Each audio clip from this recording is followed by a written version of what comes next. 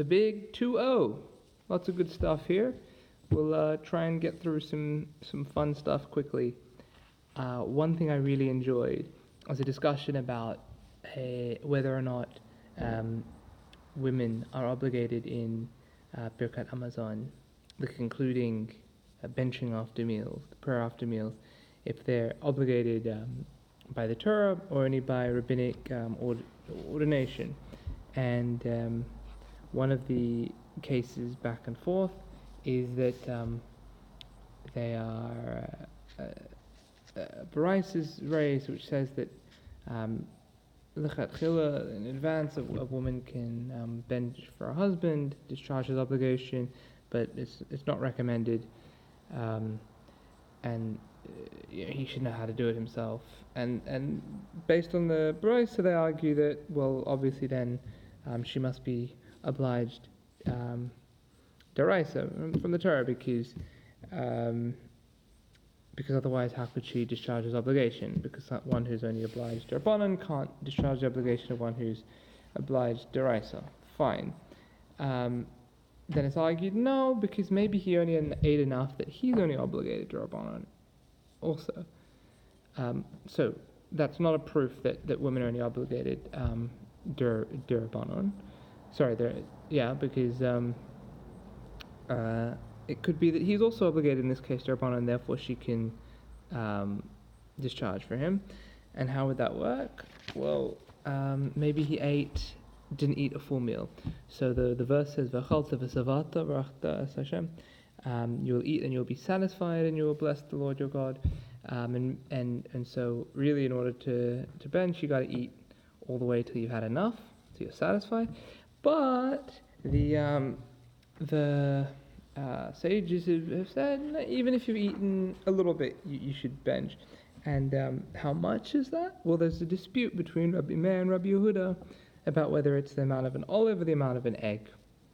Okay, so Rav Avira expounds and some say sometimes said in the name of Rav Ami, some in the name of Rav Asi, said the Amru Malach HaShares Lefnei HaKadosh Baruch Hu. The ministering angels say before the Holy One, blessed be He, Rebbeinu Shel Olam, Master of the universe, Kasu B'Tzarei Sech, it is written in your Torah, Asher lo yisafanim v'lo yikach shechad. He who does not show favor and does not accept a bribe. V'halo atan noiseh fanim Yisrael. But do you not in fact show favor to the Jews? Nechsiv, for it is written, Yisa Adonai panav alecha, may God show you favor. Amar lahem, the Holy One says to them, v'chi li asa fanim Yisrael. Should I not show favor to Israel? Shekothavti lahem b'Torah, if I've written to them in the Torah, v'chalta v'savrachta es Hashem Elokecha, and you shall eat and be satisfied and bless the Lord your God, and be satisfied and bless the Lord your God. V'hei medaktikim atzmam, and they are exacting upon themselves ad kazayit, until an olive, ad kavetza, until an egg. So what I love about this, beautiful little idea, love the little story.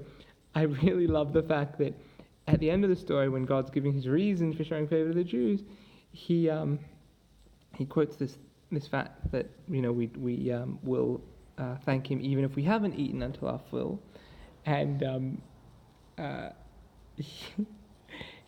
he's not specifying an amount. God himself doesn't presume to answer the machlekes between Rabbi Meir and Rabbi Yehuda. He says, yet they're exacting about themselves, ad kazayit v'ad kavesa, until an olive and until an egg. I found that very, very entertaining. Very entertaining. One more little thing.